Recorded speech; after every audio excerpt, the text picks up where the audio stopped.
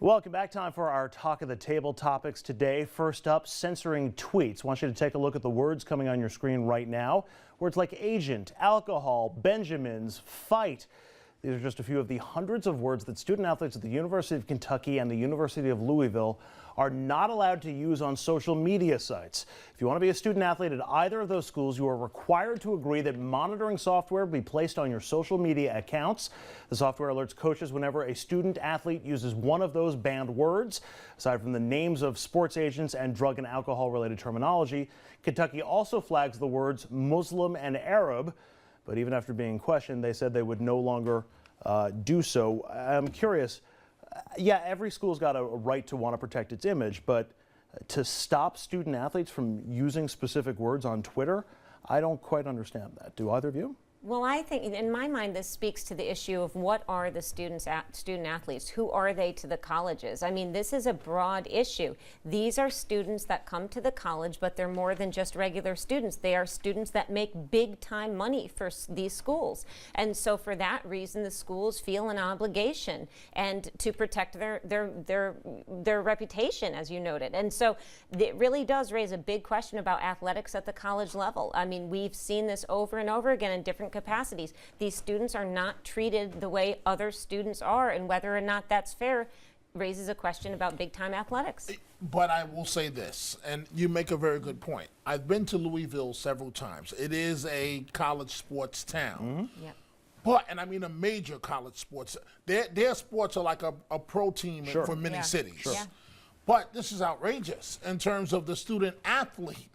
You've got to do good in school. You've got to have behavior that's exemplary and nothing that embarrasses a school. And now you have to remember 400 words, roughly, that you can't use when you... I can understand the outrageous ones, but 400 words that you can't use when you use social media? That's ridiculous. I mean, it's unfair to the kids. I understand protecting the image, but what about the student athlete? The only thing, though, is there is a sense in which we see students, athletes and non-athletes, who post things that they regret in the future. Does the college, the institution, the university not have an obligation to protect these students? In a way, they're actually protecting them. You post those things and you go out and try to get a job, it's the first thing somebody's going to look at and see. So in a way, it's not that bad to say, okay. And I understand the First Amendment argument and I can see your point, but this is an issue that, there's something to be said about protecting these students. All right, we're going to switch on to our next one, and that is the fight over free water. Take a look at this woman. Her name is Dana Crow Smith. She lives in Arizona, where it gets, as you might imagine, pretty hot in the summer. So one day in July, when it was only 112 degrees, she and her religious organization decided to hand out free bottles of water while engaging people in conversation about Christianity. No problem, right? Apparently not. A neighborhood preservation inspector told them they had to stop or else because they did not have a permit. Now she and her religious organizations may bring the city of Phoenix to court. I don't get this one. I've also heard stories about people who have gotten arrested or ticketed for putting coins in other people's meters. That you're not supposed to do that either. Handing out water, I mean, there are people who are selling water by the Lincoln Tunnel every single day in New York City. I doubt many of them have permits. What do you guys think? Well, to me, it was outrageous when it was just passing out. When I heard it was just passing out the water.